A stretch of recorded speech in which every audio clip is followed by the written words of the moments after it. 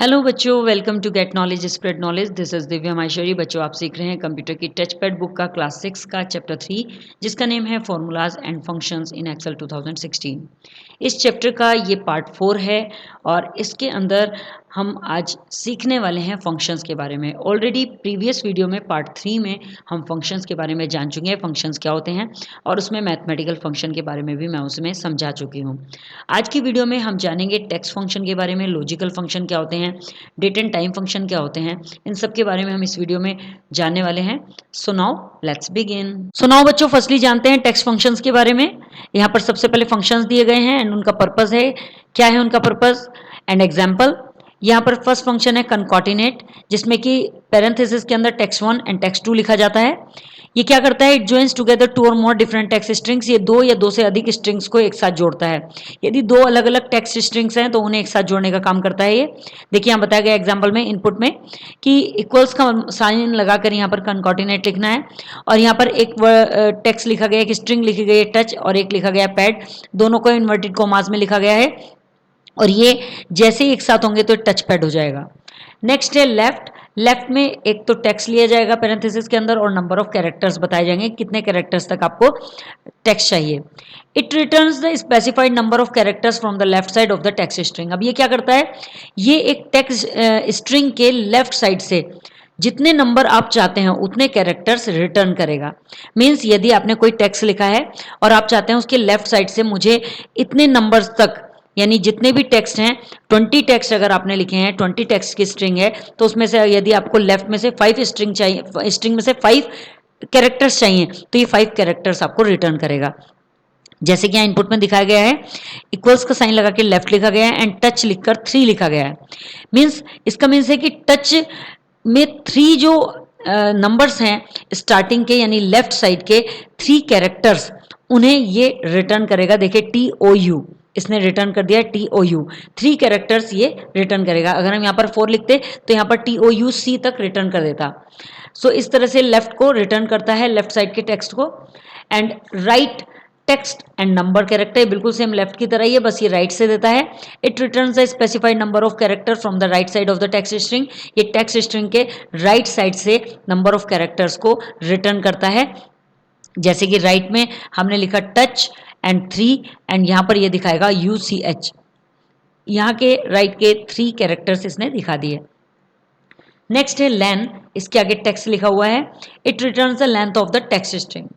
अब ये क्या करता है, ये कोई भी टेक्स्ट स्ट्रिंग आप लिखेंगे और उसकी लेंथ आपको देखनी है कि इसमें कितने कैरेक्टर्स हैं, तो ये उसको रिटर्न करके दिखाता है, लेंथ दिखाता है। तो लेन लिखा हमने यहाँ पर, एंड यहाँ पर टच लिखा, तो ये बताएगा कि 5 कैरेक्टर्स हैं इसके अंदर, 1 2 3 4 5, TOUCH, ये 5 कैरेक्टर्स इसके अंदर है, तो इसने इसकी लेंथ को माप दिया है। नेक्स्ट है अपर। अपर में आगे टेक्स्ट लिया जाएगा पैरेंथेसिस के अंदर। It converts the text string into upper case. ये क्या करता है, ये अपर केस में स्ट्रिंग को कन्वर्ट कर देता है। यदि टेक्स्ट स्ट्रिंग किसी भी केस में लिखी हुई है, जैसे लोअर केस में लिखी हुई है या आपकी सेंटेंस केस में लिखी हुई है, तो जो भी केस है उस केस को ये अपर केस में कन्वर्ट कर देगा। जैसे कि यहाँ पर इक्वल्स का मार्क लगा के यहाँ पर अपर लिखा गया है, टच को दिया गया है, और यहाँ पर आउटपुट में ये कैपिटल में दिखा रहा है टच को। सो इस तरह से ये इसको चेंज कर देता है। नेक्स्ट है लोअर, एंड उसके आगे भी टेक्स्ट है, ये भी सेम अपर की तरह होता है, लेकिन ये कन्वर्ट करता है लोअर टेक्स्ट में। It converts the text string into lower case. ये टेक्स्ट स्ट्रिंग को लोअर केस में कन्वर्ट करता है। मीन्स यदि टेक्स्ट स्ट्रिंग अपर में हो या सेंटेंस में हो, ये किसी भी केस में टेक्स्ट को लोअर केस में ही कन्वर्ट करेगा।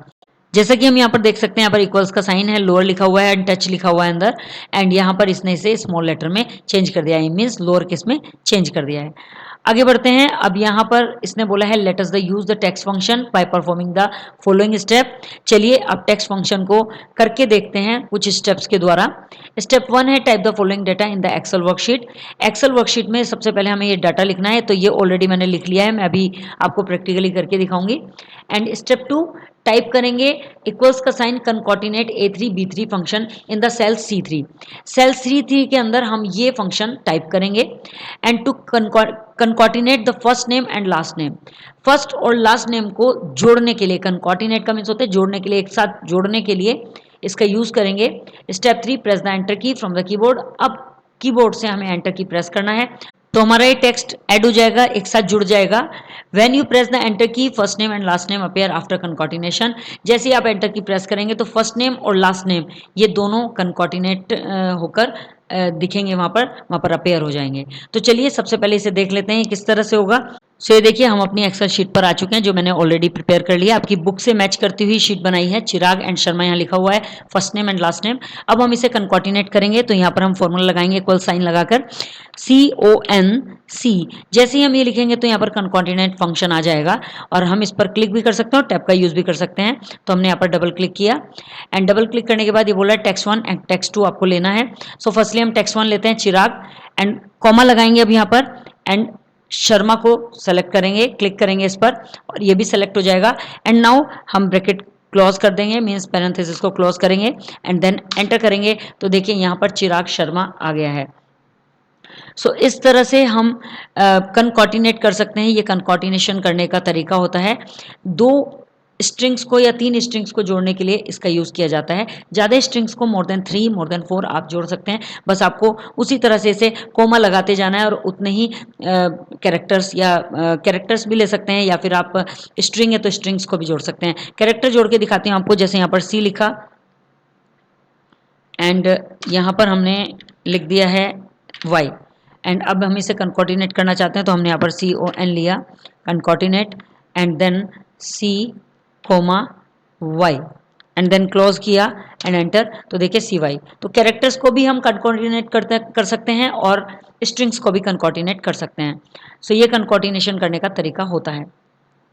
इसके अलावा जैसे कि हमने अभी कुछ फंक्शंस और देखे हैं, लेफ्ट राइट लैन अपर लोअर, वो भी मैं आपको समझा देती हूँ। सो उसके लिए हम शीट 1 में जाते हैं जो कि मैंने यहाँ पर रेडी किया हुआ है। मैं इसको जूम कर लेती हूँ थोड़ा। कंकॉर्डिनेट फंक्शन तो हम ऑलरेडी कर चुके हैं। सो हम यहाँ पर एक स्ट्रिंग टाइप कर लेते हैं। हम यहाँ पर लिख लेते हैं गेट नॉलेज एंड यहाँ अब हम लेफ्ट फंक्शन का यूज़ करेंगे।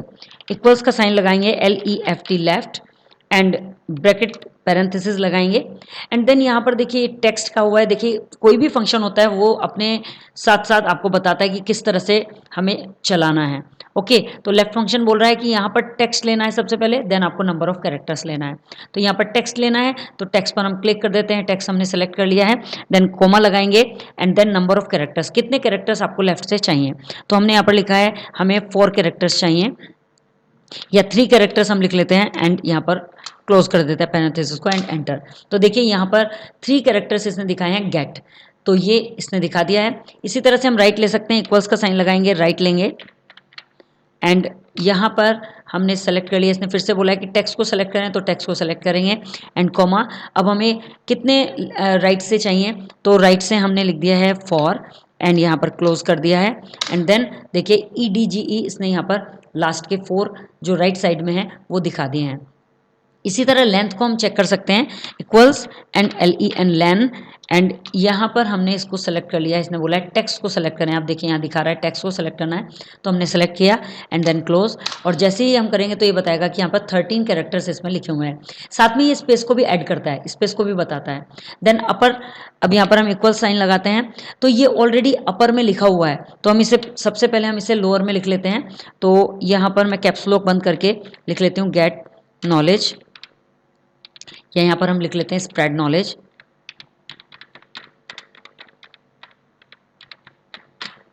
अब हम इसको अपर में चेंज करेंगे। सो यहाँ पर हम इक्वल्स का साइन लगा के अपर लिखेंगे, upper and close, sorry start, parenthesis को स्टार्ट किया एंड यहाँ पर हमने इसको सेलेक्ट कर लिया है टेक्स्ट को, देन क्लोज एंड एंटर किया तो ये अपर में आ जाएगा। देखिए स्प्रेड नॉलेज अपर में आ चुका है।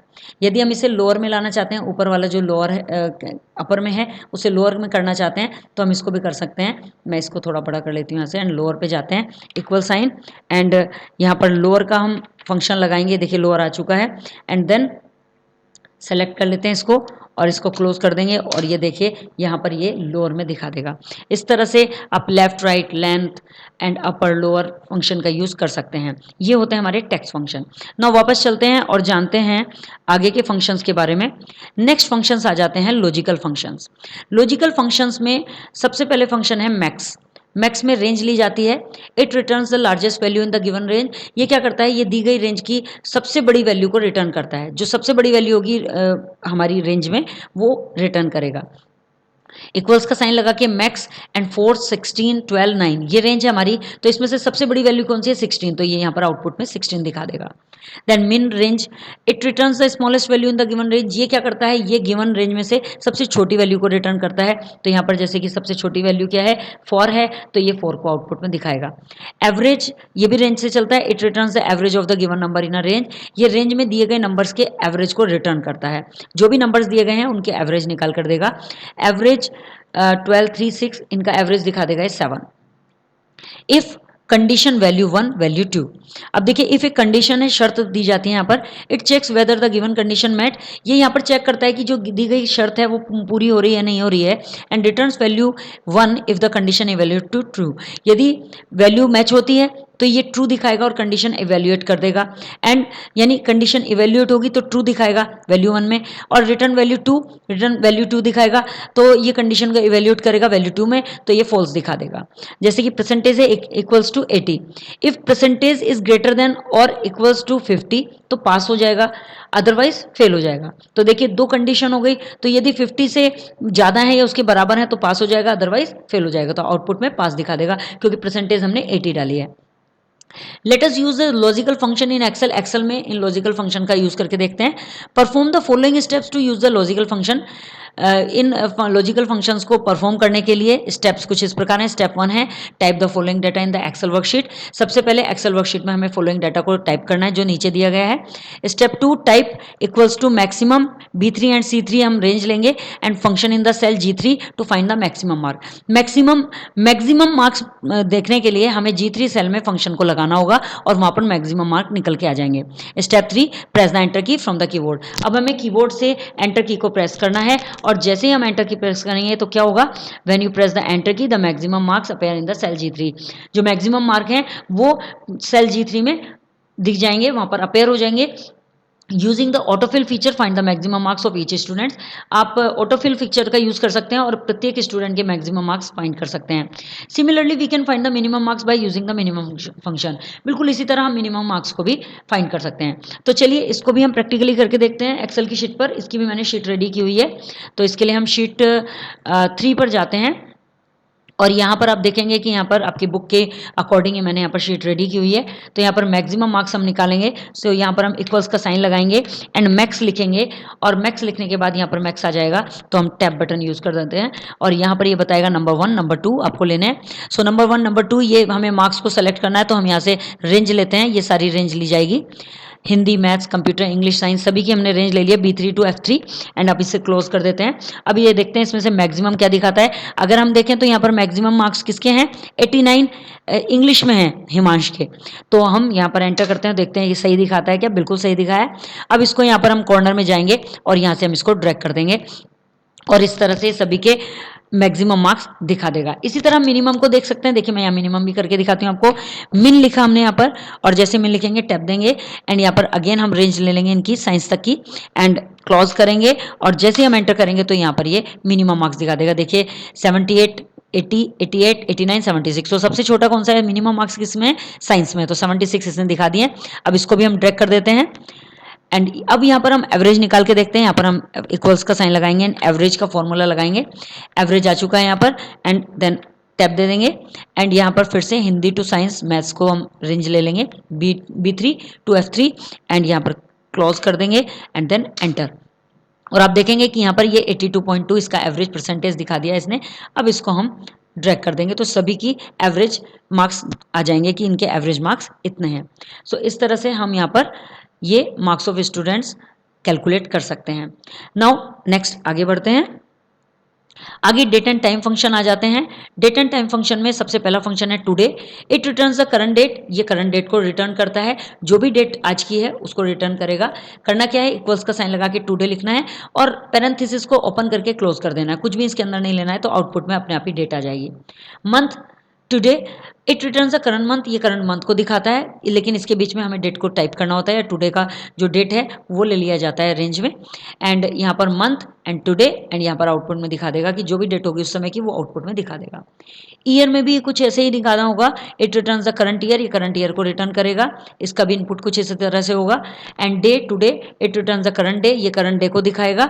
एंड इसमें भी इक्वल्स का साइन लगा के डे एंड इसके बीच में टुडे का मार्क, टुडे का जो भी डेट होगा वो डल जाएगा एंड यहाँ पर आउटपुट दिखा देगा।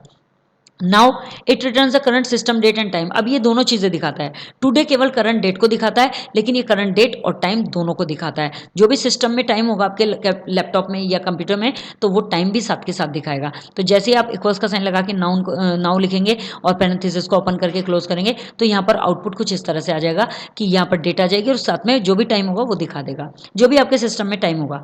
Are time, it return the hour from a given time, जो दिए गए टाइम में से आर को रिटर्न करेगा, मीन्स घंटों को रिटर्न करेगा। सो आर लिखने के बाद आपको इक्वल्स का साइन लगाना है, आर लिखना है, नाउ लिख देना है। यहाँ पर ये 11 दिखा देगा, या जो भी उस समय नाउ में होगा वो दिखा देगा, क्योंकि अभी यहाँ नाउ में 11:24 है तो 11 दिखा देगा। Minute time, it return the minute from a given time, दिए गए टाइम में से ये मिनट को रिटर्न करेगा। जो भी टाइम दिया गया है नाउ से, जो भी टाइम निकल के आया है उसमें से ये टाइम को गिवन कर देगा। सो इस तरह से यहाँ पर इसने बताया भी है कि let us use the date function in Excel by performing the following step. अब अगर आपको डेट फंक्शन लगाना है तो वो किस तरह से लगाना है, यहाँ पर टाइप करेंगे इक्वल्स का साइन स्टेप 1 में today in the cell and press the enter key from the keyboard, keyboard से एंटर की प्रेस करेंगे। When you press enter key the current date appears in the cell, जैसे ही आप enter key press करेंगे तो current date appear हो जाती है। तो चलिए इसे भी करके देख लेते हैं। वापस हम शीट में चलते हैं एंड यहाँ पर हम लगा देते हैं फॉर्मूला। यहाँ मैं जूम कर देती हूँ और आपको दिखाती हूँ।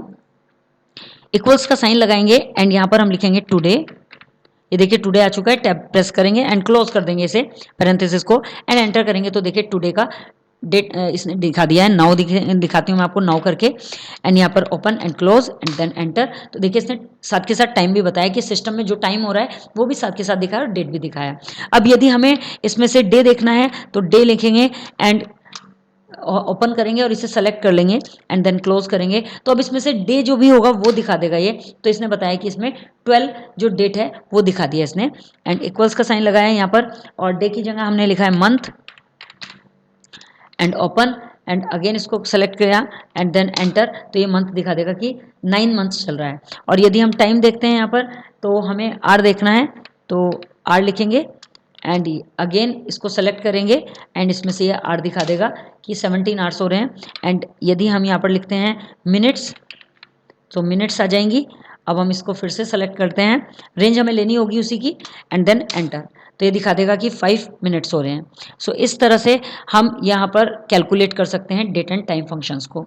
नाउ नेक्स्ट देखते हैं, यहाँ आगे बताया गया है we can also give the reference of a cell containing the date to the month function.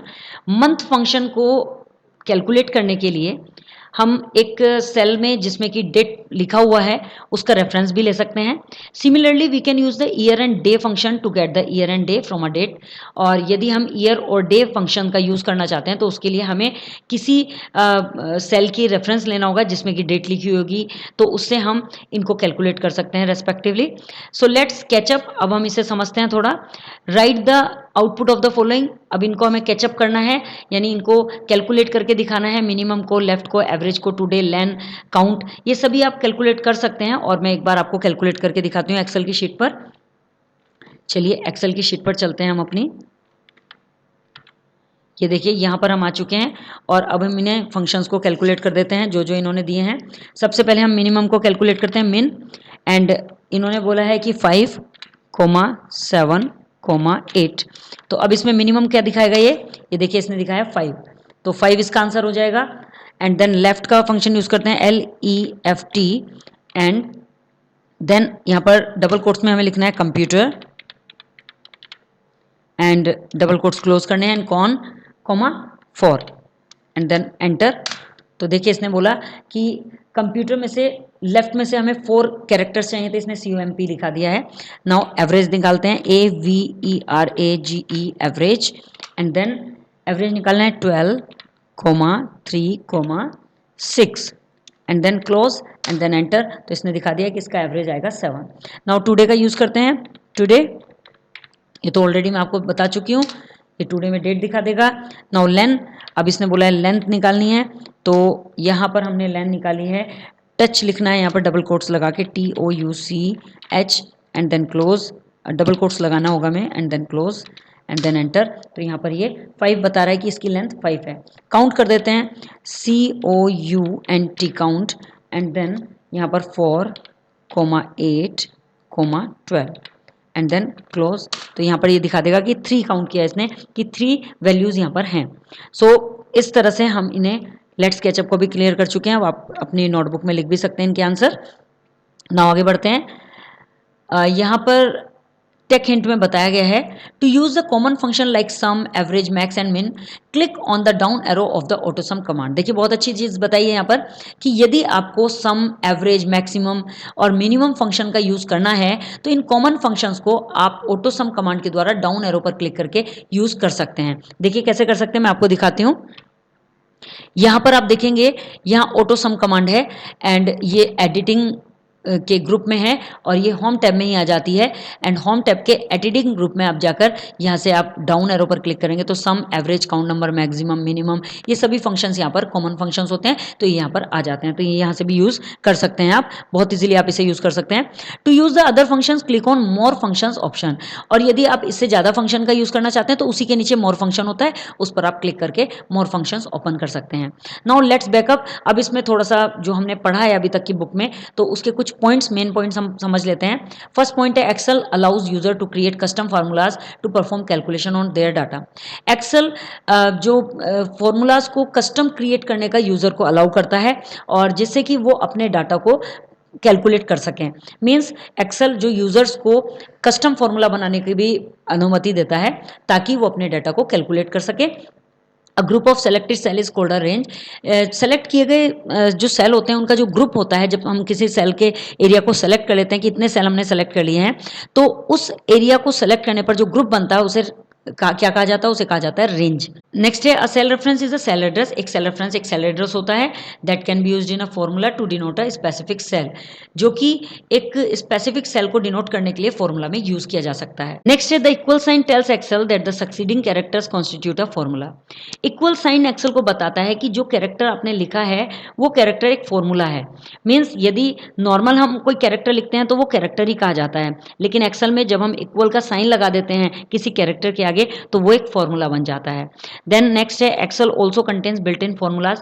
Excel में अपने बिल्ट इन फॉर्मूलाज होते हैं कॉल्ड फंक्शंस, जिन्हें फंक्शंस कहा जाता है, that make it easy to perform common calculation on data, जो कि कॉमन कैलकुलेशन डाटा की करने में बहुत आसानी करते हैं और इनसे बहुत आसानी से हम कॉमन कैलकुलेशंस को कर सकते हैं। सो प्यारे बच्चों, यहाँ पर हमारा चैप्टर फिनिश हो जाता है। आई होप आपको ये चैप्टर क्लियर हो गया होगा। If you have any query so you can comment me in the comment box. Next video में नेक्स्ट चैप्टर के साथ अगेन आपसे मिलते हैं, तब तक के लिए बाय बाय।